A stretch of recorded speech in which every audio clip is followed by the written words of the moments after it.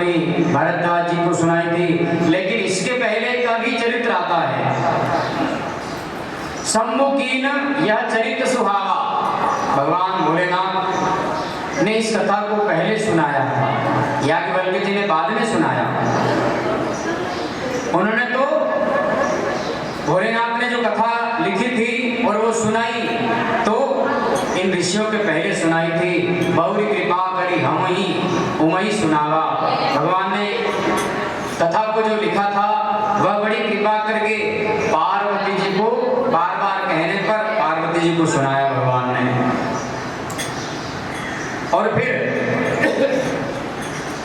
शिव जी ने काकभूषुंडी जी महाराज को भी राम भक्त जान करके, भगवान का भक्त जान करके, अपना अधिकारी जान करके कथा को सुनाया था। इन्हीं काकभूषुंडी जी ने याज्ञवल्क्य जी महाराज को सुनाया और याज्ञवल्क्य जी ने फिर अपने शिष्य भरद्वाज जी को सुनाया। गोस्वामी जी महाराज ने ऐसी कथा को उन्होंने जो है पूर्व से लेकर के जिन जिन ने सुनाई है, जिन जिन ने सुना है, उन तक का जो है यहाँ पर ये वर्णन किया है। पहले भोलेनाथ ने, फिर काकभूषुंडी जी ने सुनी, काकभूषुंडी जी ने याज्ञवल्क्य जी को और याज्ञवल्क्य जी ने फिर अपने शिष्य को सुनाई थी, भरद्वाज मुनि को। लेकिन ये श्रोता और वक्ता एक जैसे थे, इसलिए उन्होंने उनको सुनाई, क्योंकि श्रोता वक्ता भी एक जैसा होना चाहिए। वक्ता कैसा होना चाहिए? शिव जी जैसा। या परीक्षित श्रोता होना चाहिए और वक्ता कैसा होना चाहिए? सुखदेव जी जैसा, भोलेनाथ जैसा, ताकि वह कथा कह सके और सुनने वाला भी वैसा ही होना चाहिए। इसको सुनने से क्या होगा? बोले हमारे जीवन में जो विषय रूपी जहर है, काम, क्रोध, लोभ, मोह, अहंकार, विकार, ये सब विष जहर नष्ट हो जाएगा और जो पाप किए हैं वह पाप भी नष्ट हो जाएंगे। इसलिए उन्होंने इस कथा का रसास्वादन कराया है। गोस्वामी जी कहते हैं कि इसी कथा को पुनः उन्होंने आगे बढ़ाया। भरद्वाज मुनि का प्रसंग लेकर के इस कहते हैं कि भरद्वाज मुनि के मन में एक शंका आ गई। शंका आई, ये आखिर राम कौन है, कैसे हैं? उनके मन में जैसे ये शंका आई, किसी के मन में कोई भी अगर बात की शंका आ जाती है तो फिर उसे चैन नहीं मिलता है। वह शंका जब तक निकलेगी नहीं तब तक वह चैन की सांस नहीं लेगा। तो भरद्वाज मुनि के मन में भी शंका आई है कि आखिर ये राम कौन है, कहाँ रहते हैं। अपने गुरु जी के पास गए, याज्ञवल्क्य जी के पास, गुरुदेव ये राम कौन है? क्या ये राम दशरथ जी के बेटा है? क्या ये राम सीता के पति है? क्या ये राम त्रेता के हैं? क्या ये राम शिव जी के इष्ट देव हैं? क्या ये राम एक सीता का जब हरण हो गया तो हे सीते ऐसे करते करते घूम रहे थे, क्या वही राम है? क्या हमारे घर के अंदर बैठा वो राम है? अनेक मन में जो विचार आए, जाकर के कहा। तो फिर याज्ञवल्क्य जी महाराज ने भरद्वाज मुनि को पूरी राम कथा का रसास्वादन कराया।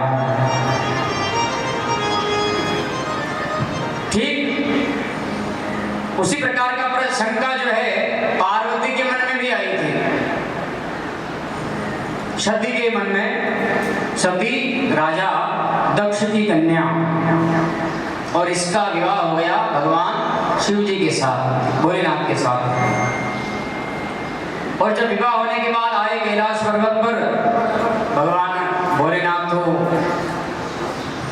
भगवान का ध्यान करने लग गए।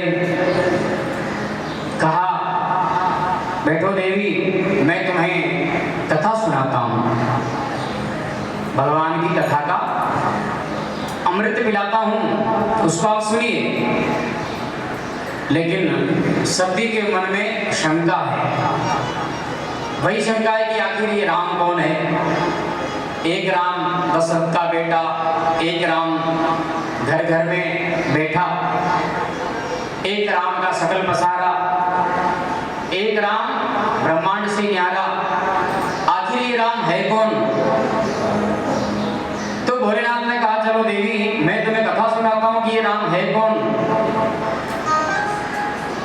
कथा सुनाने बैठे, लेकिन सती के मन में ये कथा नहीं बैठ रही है, क्योंकि राजकुमारी है। उसने विचार किया कि ये कथा क्या है, समझ में नहीं आ रही है। कुछ समय के बाद भोलेनाथ ने कहा कि चलो देवी तुम अगर कथा यहाँ नहीं सुनना चाहती हो, तुम्हारे मन में नहीं आ रही है, तो चलो मैं तुम्हें कहीं दूसरी जगह कथा सुनाने के लिए ले चलता हूँ, वहां सुन लेना। क्योंकि आदमी भले कितना विद्वान हो, लेकिन पत्नी को समझा नहीं पाया। भोलेनाथ कितने हैं, लेकिन पत्नी को समझा नहीं पाए। आज भाई कह रहे हैं कि चलो तुम मेरे से नहीं समझ रही हो, कथा नहीं सुन रही हो, तो चलो दूसरे से सुनते हैं, उसका प्रभाव पड़ेगा तुम्हारे ऊपर। शिव जी ने कहा चलो साथ में लेकर के चले जा रहे हैं। और ये घटना कब की है, त्रेता युग। सतयुग निकल गया, त्रेता युग चल रहा था, भगवान राम जी का अवतार हो गया था और वनवास भी हो गया, सीता हरण भी हो गया। उस समय का ये प्रसंग है। गोस्वामी जी ने यहीं से इस प्रसंग को प्रारंभ किया है। लिखा उन्होंने,